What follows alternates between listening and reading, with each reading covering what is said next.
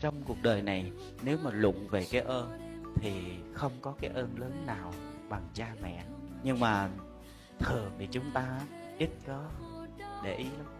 Nhỏ thì chúng ta bu theo cha mẹ, nhưng mà lớn lớn rồi ai cũng nghĩ cho chính mình.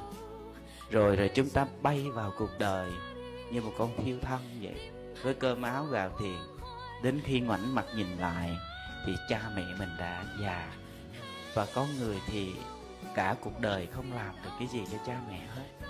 Nhỏ thì cha mẹ giặt cho mình từng tấm áo, mua sắm cho mình từng cái quần, nấu nướng cho mình từng bữa ăn.